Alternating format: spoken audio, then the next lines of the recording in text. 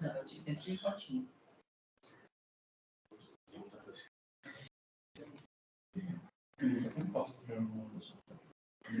Bom, gente, boa tarde a todos e a todas que estão aqui na FAED e também que estão assistindo à distância. Obrigada por terem vindo, né, nesse momento em que eu vou compartilhar um pouco da minha experiência de uma semana na República Dominicana, mais precisamente em Santo Domingo. Eu consegui sair muito pouco da cidade, porque o evento que eu fui participar foi lá. E eu fui, né, o que me oportunizou participar desse evento foi um edital da UDESC, chamado ProEvent, e consta no edital essa devolutiva, né, que a gente precisa fazer essa fala, né, compartilhando a nossa experiência no evento. Então, por isso que eu marquei esse momento com vocês hoje. Então, o que eu vou compartilhar aqui são imagens todas que eu fiz, são fotografias que eu fiz, dos lugares que eu passei, são histórias que eu escutei, das pessoas que eu conversei, especialmente as pessoas que estavam no evento, as pessoas que estavam no hotel, os taxistas, né? Então, nessa semana intensa, eu consegui conversar com algumas pessoas e também algumas leituras que eu acabei fazendo. Aqui na mesa tem alguns desses livros, depois eu vou falar um pouquinho deles, especialmente esse primeiro. Também tem alguns mapas e algumas iguarias, assim, que só quem veio presencialmente pode experimentar, né?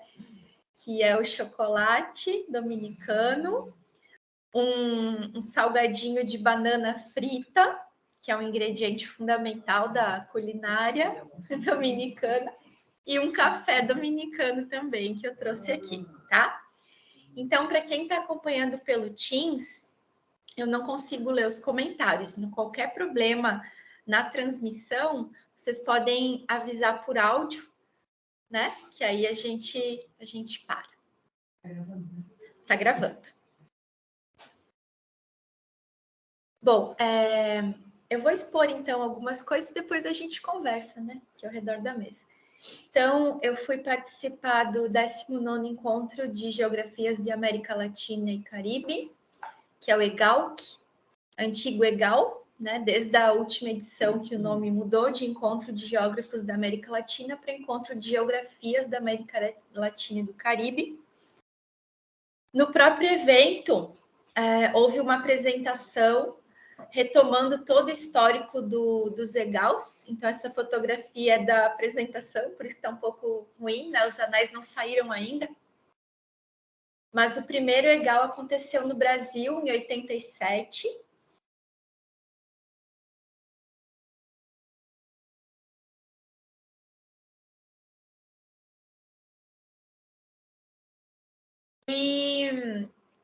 E esse número foi aumentando, né, a cada evento.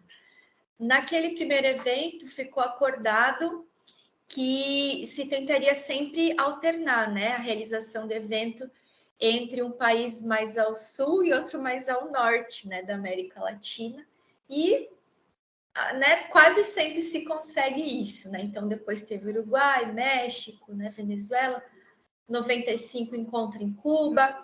Alguns países já sediaram 2 vezes o encontro, né? Cuba, México, Brasil, Uruguai, né? Em 2021 foi realizado de forma remota na Argentina e esse ano, então, na República Dominicana, em Santo Domingo. Em 2025 vai ser na Cidade do México. Já foi decidido, né? Vai ser lá o próximo EGAL.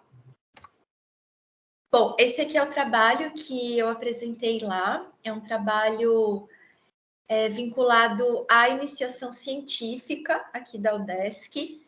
E eu escolhi apresentar esse trabalho nesse evento latino-americano porque ele traz um estudo sobre um fenômeno espacial que é muito brasileiro, né? Alguns autores vão dizer que é tipicamente brasileiro esse fenômeno, que é o atacarejo. Então, Atacarejos Brasileiros, pontos expressivos do processo de fragmentação socioespacial. É uma pesquisa feita em conjunto com 2 estudantes da graduação, a Carolina e o Lucas, né? E conta com o apoio também da FAPESC.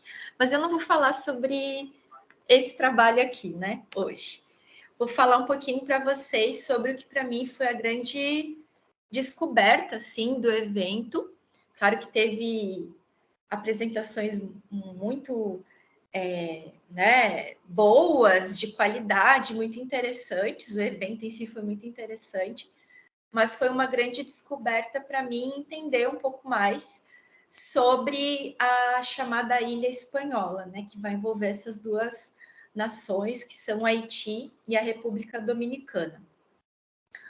Então, primeiro falar um pouquinho, né, desse grande Caribe, dessa região que envolve áreas continentais e também a área insular. O Mar do Caribe é o 2º maior mar do mundo, ele apresenta cerca de 3.700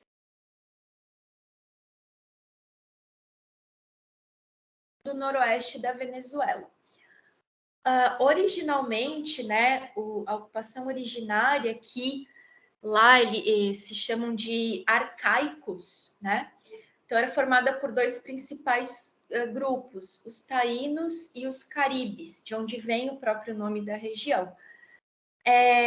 Essa fotografia é de uma ilustração que eu encontrei no Museu do Homem Dominicano, que é um museu que fica num complexo cultural na cidade de Santo Domingo, em que você tem o Museu do Homem Dominicano, o Museu de História Natural, o Museu de História e Geografia, o Museu de Arte Moderna. É um espaço incrível, consegui visitar quase todos, né?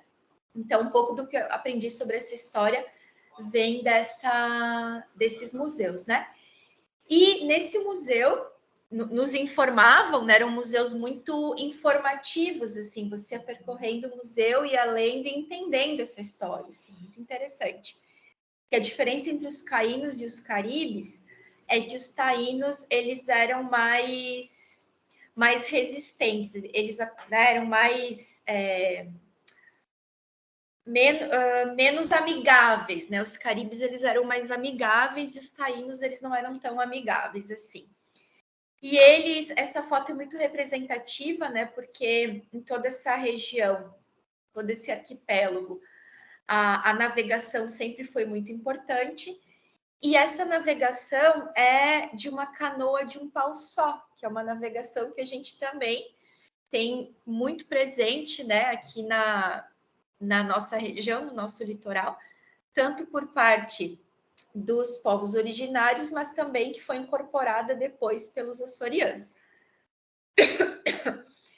E os arcaicos, então, habitavam, tanto os taínos quanto os caribes, as áreas de manguezal e também as cuevas, né? Porque essa região é uma região de formação predominantemente calcária, então vão se formando aquelas cavernas no litoral, depois vocês vão ver algumas fotos, que eram a morada desses primeiros povos, né?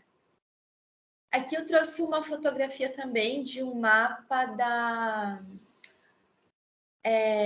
geografia física da ilha espanhola, né? Para vocês terem uma noção, porque Haiti, por exemplo, que vem da língua indígena, né, significa terra montanhosa. Então, uma ilha muito montanhosa, assim, e realmente é impressionante pensar em quanta coisa essa ilha produziu no período colonial. Se a gente pensa, por exemplo, que o Haiti ele foi o maior produtor de açúcar, né? De todas as colônias francesas, né? Foi a mais rica das colônias francesas, assim. Então, uma produção, uma exploração muito intensa, tanto da natureza quanto do trabalho, né? Nesse mapa físico, então, vou mostrar para vocês um pouquinho da localização, né? Aqui é a Ilha Espanhola como um todo. Santo Domingo fica nessa região aqui. E Porto Príncipe fica exatamente aqui, né? A divisão entre Haiti e República Dominicana é essa linha aqui, que é interessante a gente perceber que é uma linha política, né? Então, ela não segue a linha, né, dessas cordilheiras, nem nada parecido, assim, não é uma divisão natural, é uma linha política mesmo, né, que surge a partir de um acordo entre França e Espanha.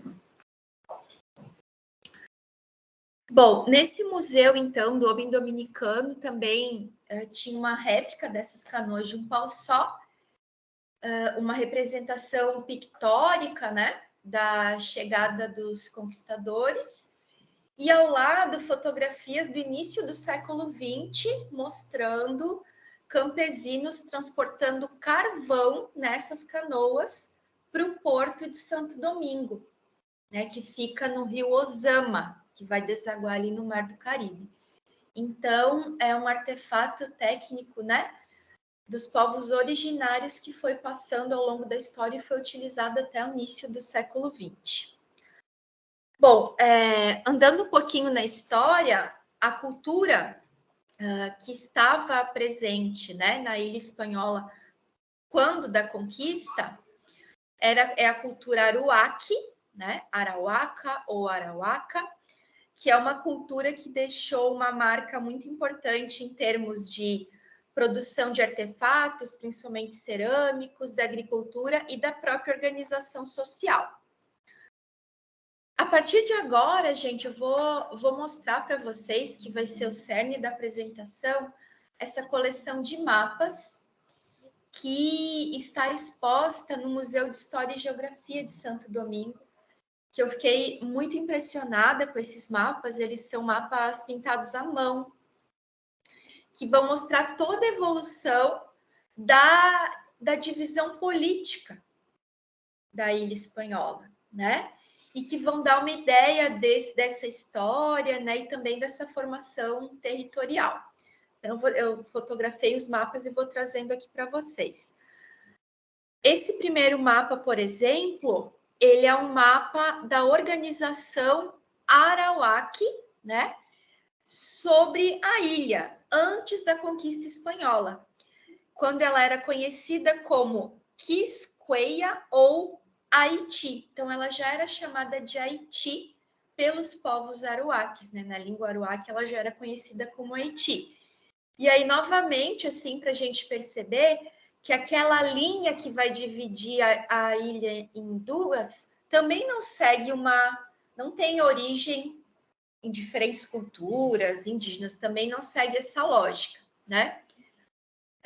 Eu até coloquei o nome da palestra de Meia Ilha, né? La Media Isla, porque no encontro, nas apresentações de ponência dos dominicanos, eles usavam muito essa expressão, né? A meia isla, meia isla, meia isla, media isla.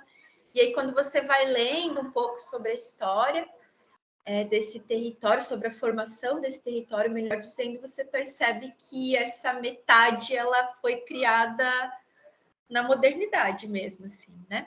De forma artificial. E aqui, avançando um pouquinho mais na história, mas ainda antes da chegada dos espanhóis, um outro momento da organização espacial Arawak, que é o momento dos cacicazgos, né? Quando cada uma dessas regiões, né, passa a ser governada por um cacique principal. Então, a gente percebe que já havia uma organização social, produtiva, né? Bastante importante no momento da chegada. Esse mapa aqui já é o mapa da primeira etapa, né, do povoamento iniciado por Cristóvão Colombo. Quando ele chega na América, né, ele vai parar em 3 ilhas antes de chegar aqui na ilha espanhola, mas de fato o primeiro lugar em que esse povoamento vai se estabelecer de forma mais intensa é nessa ilha, né? Então, ele não chegou primeiro aqui, mas tem um pouco essa história, né, de que foi a primeira povoação espanhola, né, da conquista espanhola na América Latina. Então, o Cristóvão Colombo, ele chega aqui pelo norte, né, em La Isabela, e vai descendo. Se vocês lembrarem aqui, a gente tem uma grande cordilheira, né? E vai descendo, fundando outros povoados, por exemplo, Santiago, hoje é a segunda maior cidade da República Dominicana, até chegar aqui em Santo Domingo, aqui é o rio Ozama, né? Então, inicialmente, ela é fixada nesse lado do rio Ozama e depois vai mudar. E hoje a parte colonial da cidade preservada fica nesse outro lado aqui do rio Ozama. Esse outro mapa aqui, deixa eu ver a data dele aqui, ó.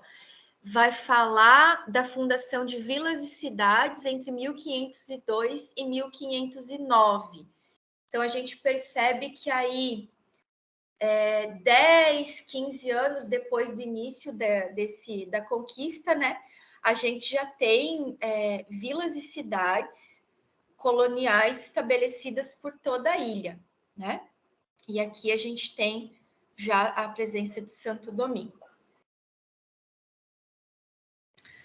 Então, aqui eu trouxe também alguns marcos históricos, né? Em 1500, as autoridades espanholas declaram a ilha como uma colônia da coroa, oficialmente, né? E ela vai mudar de nome em diversos momentos, né? Ela vai, por um bom período, se chamar de Ilha de Santo Domingo. Em 1502, os primeiros africanos são levados em escravidão para Santo Domingo. E aí eu trago uma citação desse livro que eu comentei com vocês.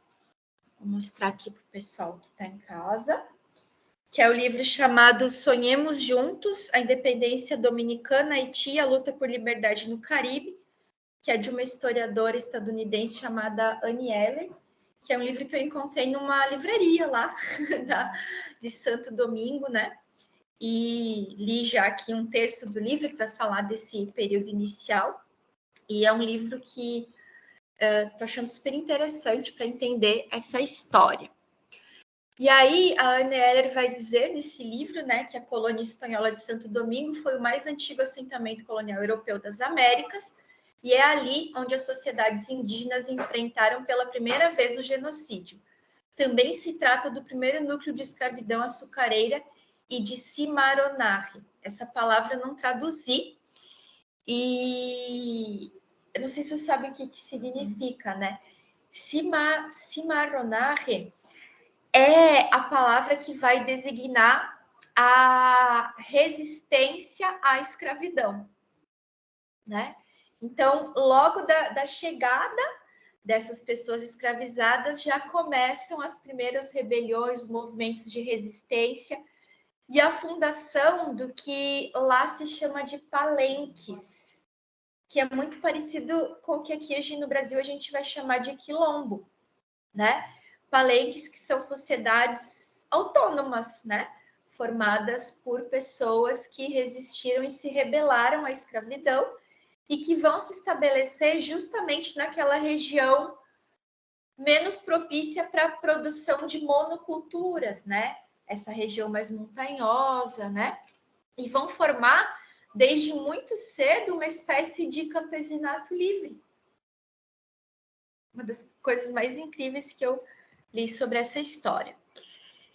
E uma coisa muito impressionante, gente, agora já caminhando pelas ruas de Santo Domingo, é a grandiosidade das construções coloniais, tá? Quando a gente olha para essas construções, imediatamente a gente imagina a força de trabalho necessária para a construção, né? Então, quando eu cheguei, por exemplo, vi essa ruína, talvez a foto não dê a dimensão, né, do tamanho, ela é gigantesca, assim, essa ruína.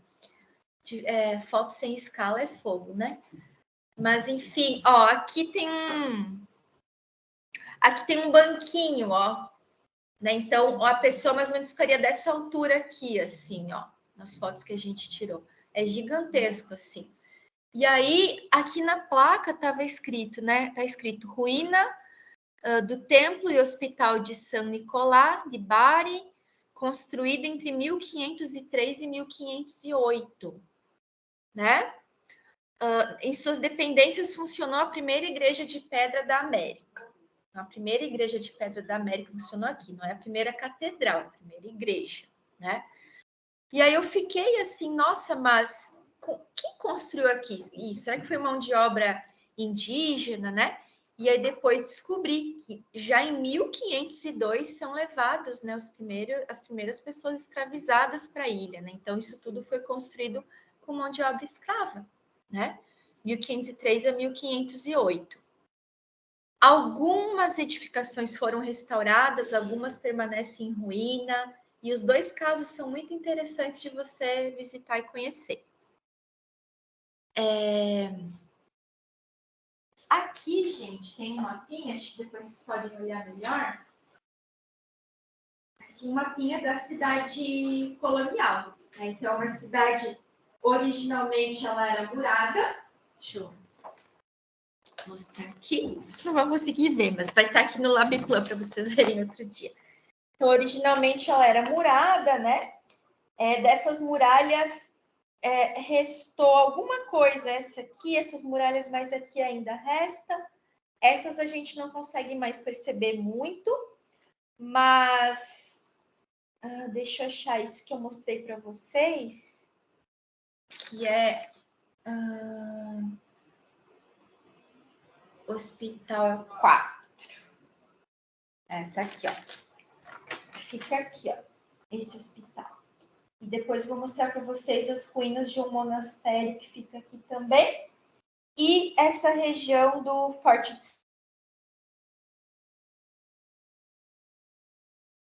centro colonial bastante grande, com edificações grandiosas também.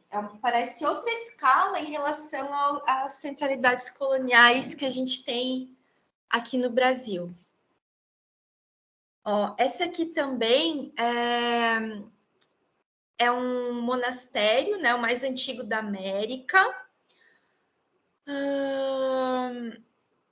né, da Ordem de São Francisco, a primeira ordem religiosa a chegar na ilha desde o início, né, em 1493. E aqui, então, uma fotografia do calçamento, que dizem que é o calçamento original. Acho que não é original, mas deve ser um calçamento, pelo menos, colonial, né?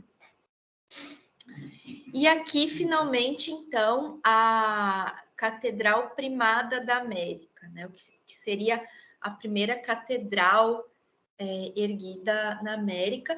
Claro que já com bastante ornamento que não é originário, né? Mas essa edificação, essa estrutura originária de 1523. E aqui, então, o Forte de Santiago, né? Que a gente consegue... Ele fica nas margens do rio Ozama, né, na foz do rio Ozama, e aqui a gente consegue também visitar. Aqui eu tirei uma fotografia, especialmente para o pessoal da geomorfologia e geologia, né, porque essas pedras, de todas essas construções desse período, inclusive as residenciais, né, que ainda existem nessa área, as igrejas, o forte, né? Essa aqui é do forte. Elas são pedras de coral, tiradas dos arrecifes ali da região. É incrível, incrível mesmo. Assim, aqui a gente vê bem certinho, né, as marcas desse. Bom, nesse mapinha, então, a gente está entre os anos de 1518 e 1545, que vão mostrar as principais áreas, né, de produção de cana e dos engenhos, né, de produção de açúcar, né. Então, toda a Quinterlândia de Santo Domingo, aqui a região onde hoje é Porto Príncipe, né, aqui a região do Cabo Haitiano, e aqui aquela região de chegada, né, do Colombo, né? Punta Cana fica mais ou menos aqui, assim. Aqui a Ilha Saona e aqui a Península de Samaná. Aqui, pessoal, o desenho de uma cidade de Santiago, que é essa aqui. Comentei com vocês que é a segunda maior cidade da República Dominicana hoje. só para mostrar também esse traçado colonial, né, que também tem essa característica de ser um pouco mais retilíneo, né, ortogonal em relação às cidades coloniais fundadas pelos portugueses no Brasil. Aqui um mapa que vai falar um pouco sobre o contrabando, né? Porque o Caribe ele foi colonizado por diferentes nações, né? Espanha, França, Holanda. E uma coisa que caracteriza essa região é a intensa comunicação, né? Então, trânsito tanto de pessoas quanto de mercadorias, isso até hoje, né? E esse mapa vai mostrar, então, essa questão do contrabando de mercadorias. Esse mapa é muito interessante também, foi um mapa que um governador da ilha espanhola, percebam que, por enquanto, a gente está falando de uma ilha só, ainda é uma coisa só, né?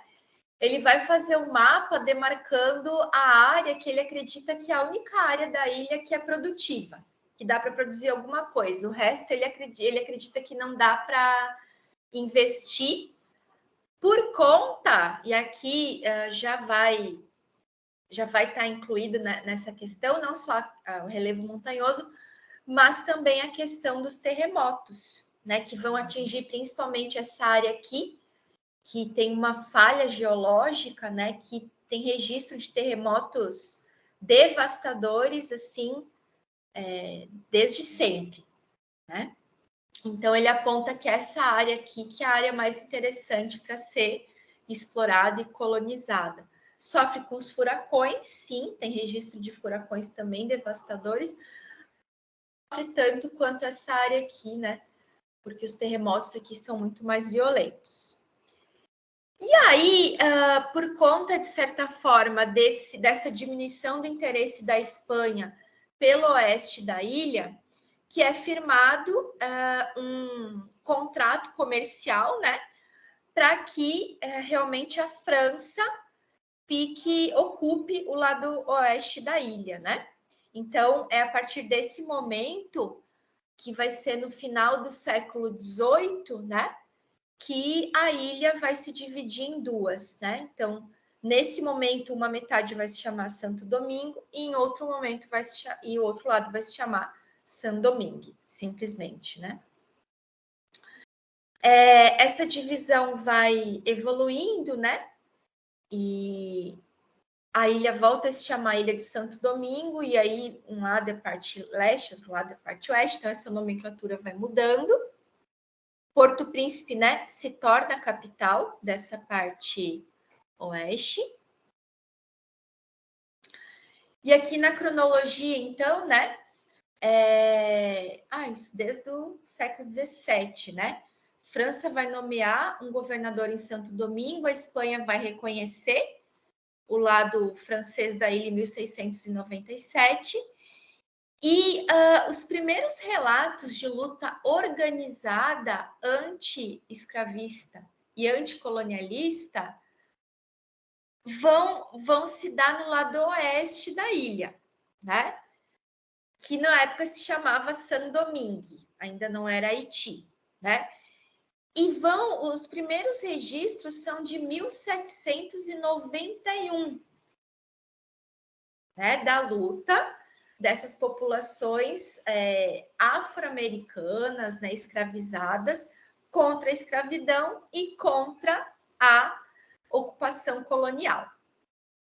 E aí, esse livro aqui da Susan Buckmores, né, ela vai dar, é muito interessante, que é Hegel e o Haiti, né, ela vai colocar uma discussão muito interessante que, apesar da expansão da escravização capitalista, que é uma questão, né, que a Ellen Wood também vai falar no Império do Capital, que essa expansão intensa da escravização como mão de obra para essas monoculturas, né, contrasta com a ausência da escravidão na filosofia política europeia. Rousseau, por exemplo, no seu contrato social, nunca chegou a mencionar o Code Noir, que era o código francês que regulamentava a escravidão, foi publicado em 1685, e regulamentava, inclusive, a marcação de corpos, né? Todas aquelas coisas terríveis, né? E os filósofos nessa época falavam de liberdade, né? Um dos lemas da Revolução Francesa é a liberdade, mas era uma liberdade muito abstrata. Eles não colocavam em questão a liberdade das pessoas escravizadas nas colônias. E a Susan Book-Morss vai dizer que o primeiro momento assim que a filosofia ocidental vai realmente tratar da liberdade em relação à escravidão que acontecia nas colônias foi a partir da dialética do senhor e do escravo, que é um capítulo da fenomenologia do espírito do Hegel. E o que é mais incrível é que nesse livro, ela é historiadora, mas ela é filósofa e historiadora. Ela vai trazer documentos comprovando que exatamente nesse momento Hegel estava acompanhando tudo o que estava acontecendo no Haiti, que é o que a gente chama hoje de Revolução Haitiana, né? No Sonhemos Juntos, a Anne Eller fala do intenso tráfego de viajantes, jornalistas pela ilha, né? E na Alemanha, um jornal chamado A Minerva publicava, né, relatos de tudo que estava acontecendo no Haiti. E o argumento da Susan Book-Morss é que o Hegel vai formular sua dialética do senhor escravo a partir dos acontecimentos reais que estavam acontecendo no Haiti, né? Então, isso é uma inversão histórica incrível, né? Você pensar que o Hegel, que é um cara que é colocado, que é um filósofo colocado, né, como pai do pensamento ocidental, né? Inclusive, quando a gente lê os trabalhos das epistemologias decoloniais, no primeiro parágrafo já aparece a crítica a Hegel sempre, né? Mas pensar que ele foi o primeiro filósofo a trazer a liberdade em sentido concreto e que a concretude desse sentido vem de um processo real que estava acontecendo na América, lá no Caribe, né? Isso é uma forma bem interessante de enxergar a história universal, né? Bom, desde 1793, né, que essa onda revolucionária triunfa no Haiti, se conquista a abolição da escravidão. Em 1801 é firmada uma constituição, que é a primeira constituição abolicionista das Américas, porque, na verdade, os Estados Unidos, que foram o primeiro estado independente das Américas, eles não aboliram a escravidão com a sua independência, né? Isso vai acontecer no Haiti, no momento da independência haitiana, que é uns anos depois, daqui a pouco a gente vai ver. E outra coisa muito interessante, né, que se contava nesse Museu de História e aparece no livro da Anne Eller, é que por conta do Haiti, né, nessa época, vai passar a se chamar Haiti, né, a partir desse momento, e a gente está falando nessa época já de metade da ilha, né?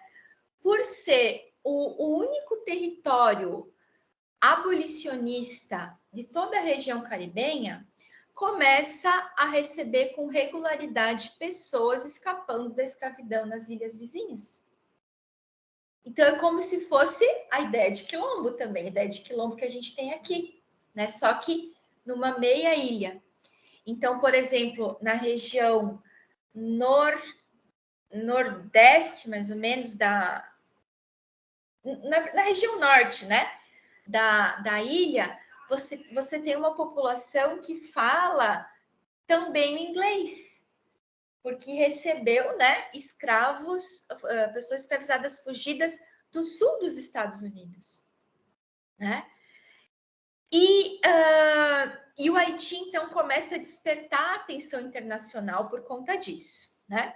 A título de registro, né, Cuba foi a última região caribenha a abolir a escravidão em 1886, e o Brasil foi a última nação latino-americana a abolir a escravidão em 1888.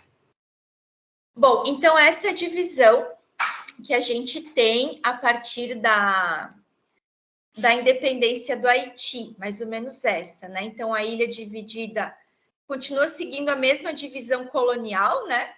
De um lado é colônia espanhola e do outro é uma nação independente anti-escravista, né? Que é a nação do Haiti.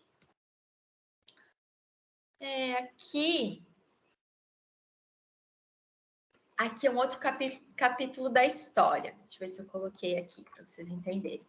Então, em 1804, a gente tem a proclamação da independência do Haiti, e desde a independência do Haiti, que o Haiti faz tentativas de unificação da ilha, né? Até que, finalmente, em 1820, vai acontecer a unificação do Haiti, que vai gerar essa formação aqui, ó, República do Haiti, né? Na República Dominicana, a narrativa não é de unificação, a narrativa é de invasão. Em 1820, o Haiti invadiu a República Dominicana, né?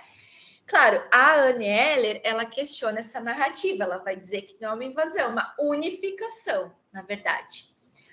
Com essa unificação, a ilha, que daí nesse momento vai se chamar de República do Haiti como um todo, vai se tornar a única ilha independente e anti-escravista de toda a região caribenha.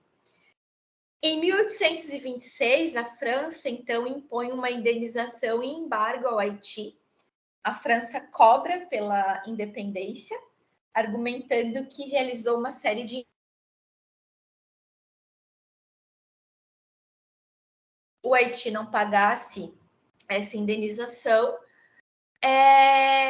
né, a França, com seus aliados, promoveria um grande embargo comercial para a ilha. Então, aí começa um pouco da história da crise dessa nação, da própria crise da unificação, que o governo haitiano começa a cobrar impostos dos trabalhadores para conseguir pagar essa tal indenização para a França, até que em 1844 essa unificação chega ao fim. Então, vai durar 24 anos e chega ao fim, que é o momento da proclamação da República Dominicana, tá? Então, da República do Haiti, a gente volta à ilha de Santo Domingo. De um lado você tem a República do Haiti, do outro lado a República Dominicana, mas com a escravização abolida dos dois lados. Quando a separação da República Dominicana do Haiti, a Espanha volta novamente seus olhos para a República Dominicana e consegue, em 61, anexar o seu território novamente. Então, em 61, a República Dominicana volta a ser colônia da Espanha, tá? Por conta disso, entre 63 e 65, há uma grande guerra, que é chamada Guerra da Restauração da Independência. Então, da República Dominicana contra a Espanha, para que a abolição fosse garantida e que a independência fosse garantida, né? E essa guerra é vencida pela República Dominicana. Então, a Anne Eller, nesse momento, vai falar que há uma geografia muito desigual em todo o Caribe, especialmente na Ilha Espanhola, em que você tem regiões dominadas pela escravidão e regiões de refúgio, que são esses palenques, em que vai se formar esse campesinato pós-escravista formado pela cimarronagem, ou seja, pela resistência e pela revolução. Então, a Anne Eller vai falar de um antirracismo e de um anti-imperialismo popular nesse território. No momento da Guerra de Restauração, apesar do governo haitiano ter se posicionado oficialmente como neutro, o povo concedeu asilo e alimento para os refugiados dominicanos e milhares de haitianos se unem à luta pela independência. O Peru chegou a condenar essa indexação, a Venezuela enviou armas para os dominicanos lutarem, então foi um momento de grande solidariedade latino-americana e caribenha. Então, aqui, pessoal, é o brasão da República Dominicana, quando ela, aqui em 44, né? Quando ela é proclamada, né? Então, esse brasão né, Deus, pátria, liberdade, né? A palma da liberdade. O salmo que está aqui é aquele salmo: conheceis a verdade, ela te libertará, né? Em 44, então, também a primeira Constituição republicana, né? É publicada na República Dominicana.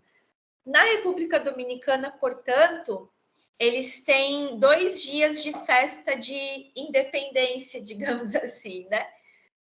Primeiro é o 27 de fevereiro, que vai falar da independência do Haiti, em relação ao Haiti.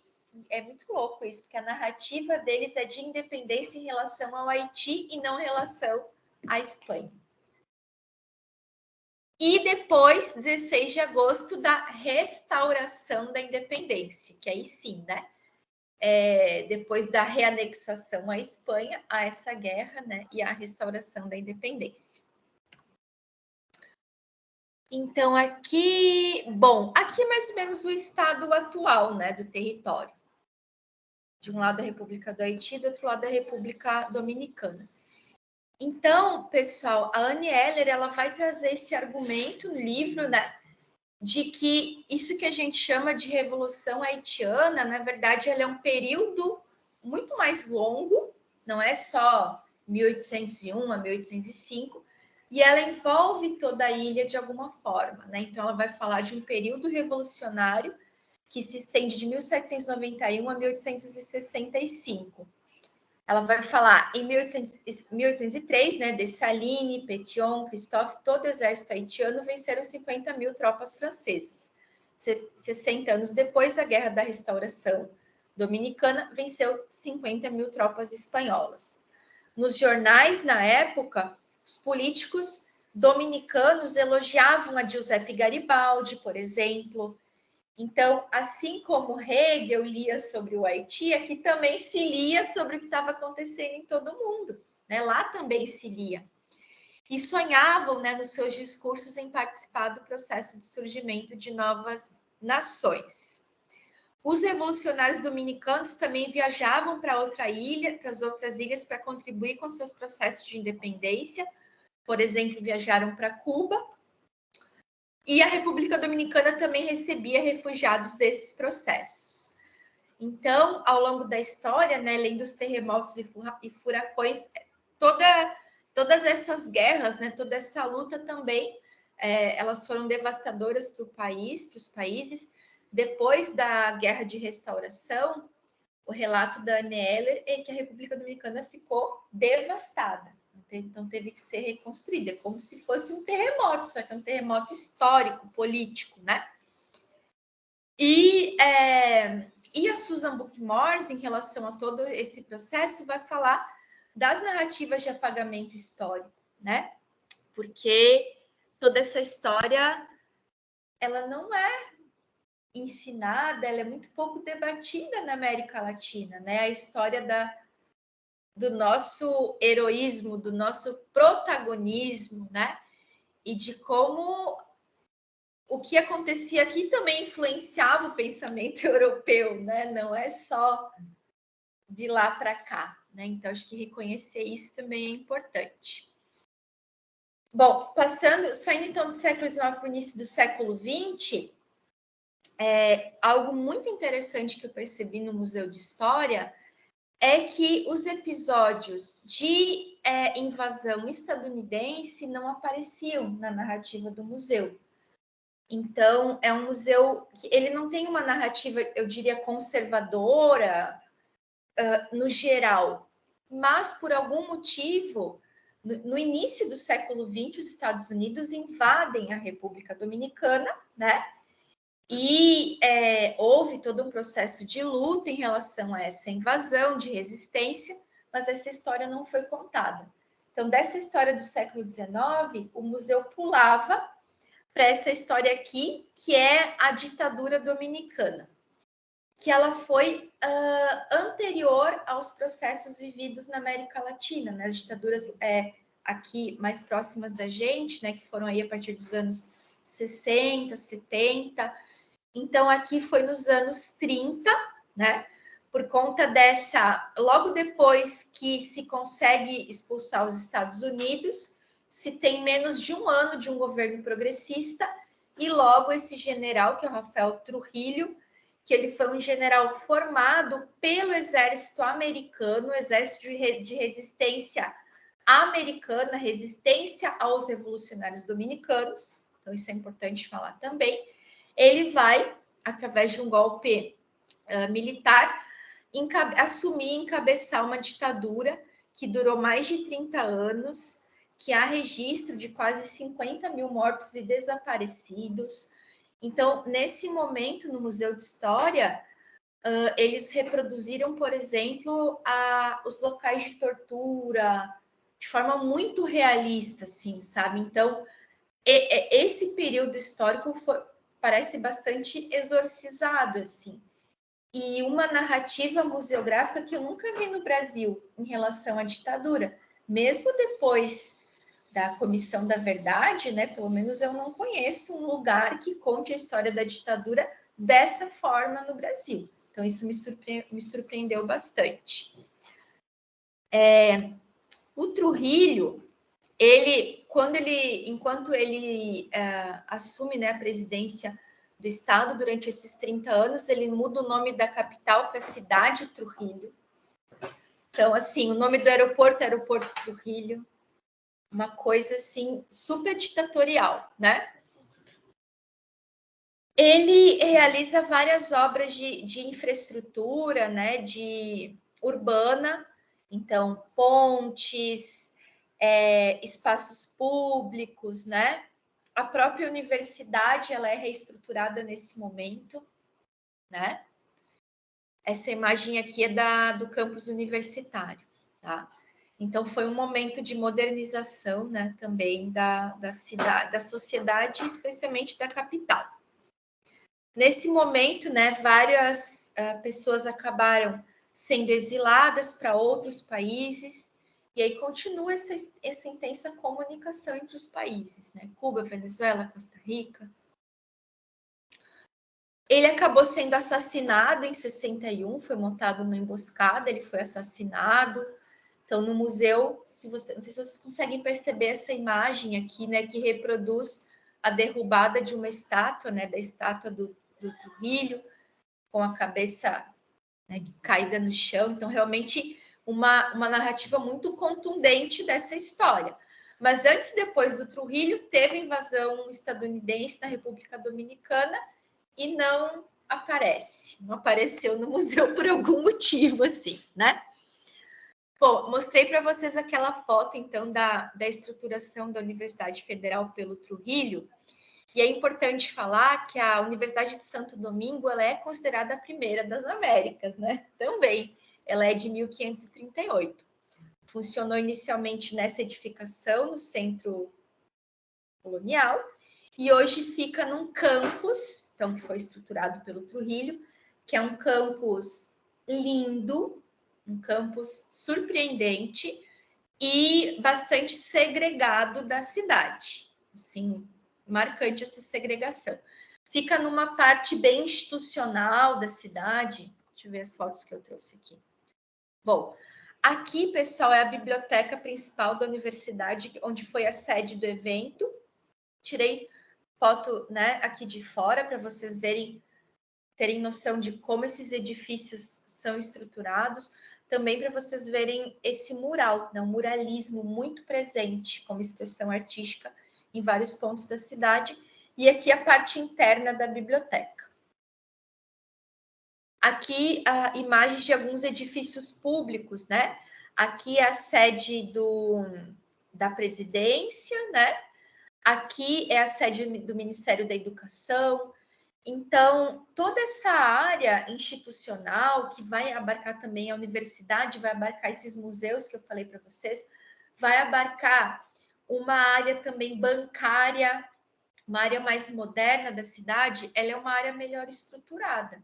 Você tem, né, aqui avenidas, é uma área arborizada, é uma área muito diferente do restante da cidade, tá? No restante da cidade, as ruas não são assim estruturadas, o trânsito é caótico, não tem transporte público, o transporte é, como em outras cidades da América Latina, é feita por veículos particulares, né? Aquelas vans, algumas delas totalmente destruídas, assim, né?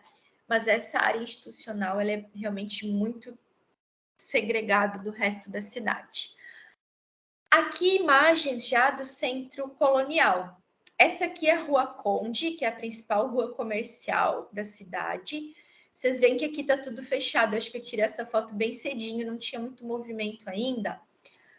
Mas para mostrar também aqui, ó, aqui a gente vê um calçamento mais antigo, o asfaltamento mais recente, e a drenagem urbana é por aqui.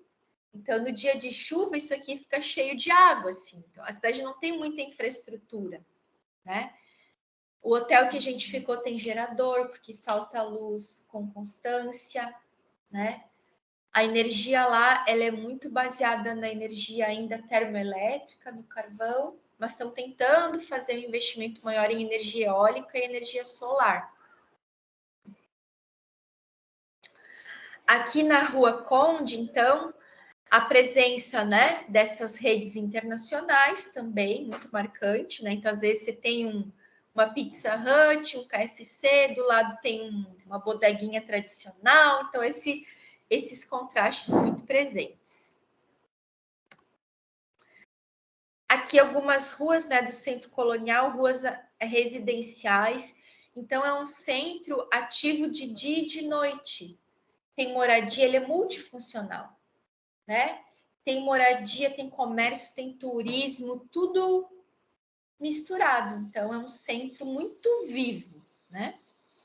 Esse aqui é o caminho que vai para aquele monastério de São Francisco, né? Que eu mostrei para vocês.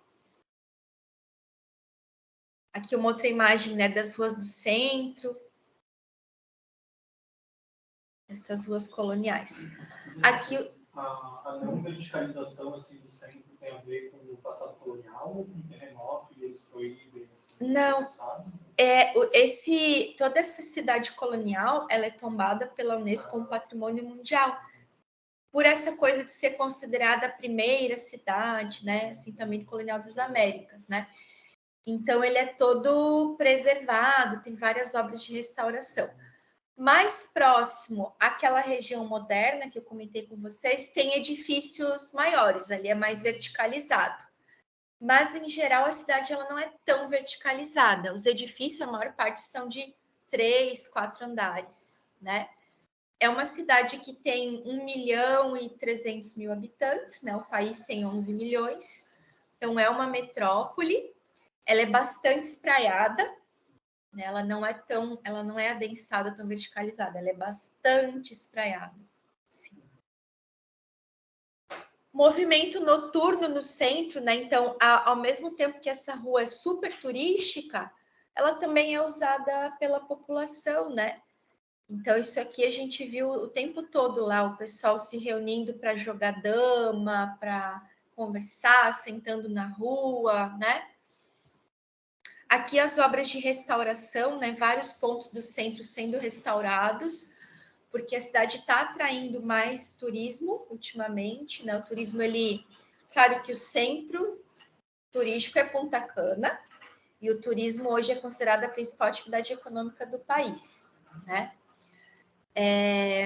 Depois vem a agricultura, com plantação de ainda cana, tabaco, cacau, mandioca, batata e alguma coisa de fruta, né? Manga, melão. Mas o turismo, o setor de serviços é o principal. Mas de Punta Cana, as pessoas estão cada vez mais buscando conhecer Santo Domingo. Então, fica 1, 2 dias em Santo Domingo e volta para Punta Cana. Então, tem várias ruas que a gente nem conseguiu passar porque estavam em obras. Aqui uma vista do Forte de Santiago para o Rio Ozama, que é uma região portuária mesmo. Então, aqui a gente vê os containers,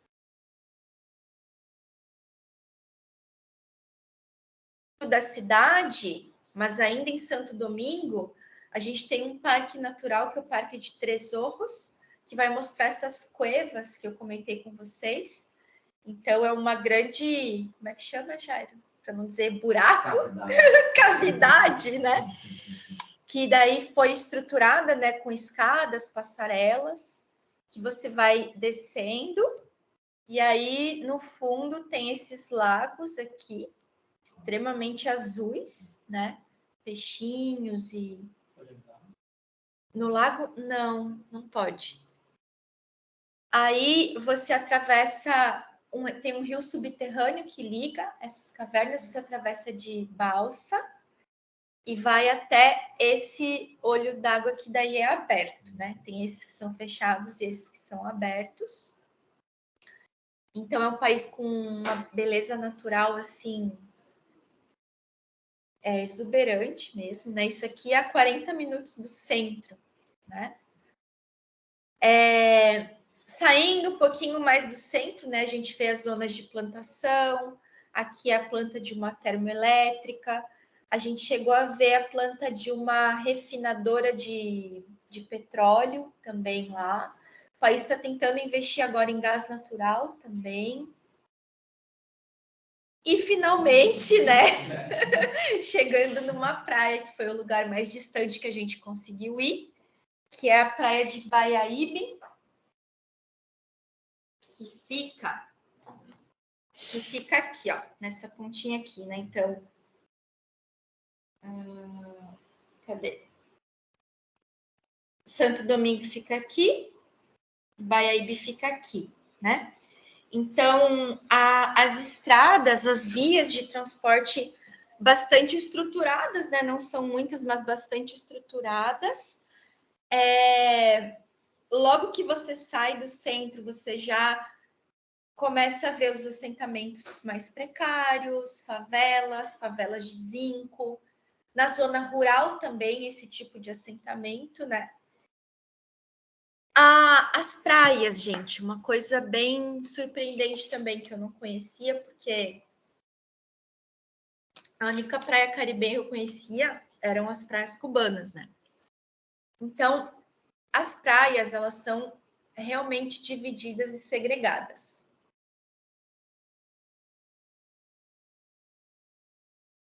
Não pode acessar, mesmo. Não é só a areia que é isolada, o mar também é isolado por essas boias, essas boinhas aqui. Então, foi uma dificuldade para a gente encontrar uma praia pública que a gente pudesse ir, né? Essa praia de Baiaíbe, ela é dividida em 3 seções, assim. Essa primeira seção aqui, ela é de um resort, né? Aí tem a divisão e aqui a praia pública. Tem uns restaurantezinhos aqui atrás. E a terceira seção é uma marina com barcos que fazem visita às ilhas, né? Na foto não deu para ver, eu não costumo tirar tanta foto em viagem também. Mas essa segregação, ela é nitidamente também uma segregação racial, né? Então, na praia dos resorts só tinha gente branca, os turistas, né? E na praia pública, você via, né, pessoas negras. Hoje, a República Dominicana ela é composta, 85% da população é negra, população negra, né? E 15% se declara branca. É isso, gente.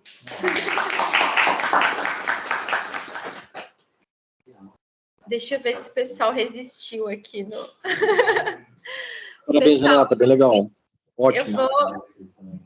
Então, aqui. Eu vou fazer o encerramento formal só para parar a gravação e depois a gente continua conversando.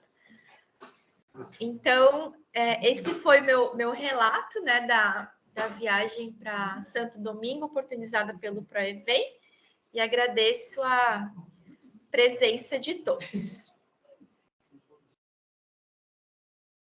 Chat de deixar disponível depois, Renata, acho que tem um canal no YouTube do LabPlan, né?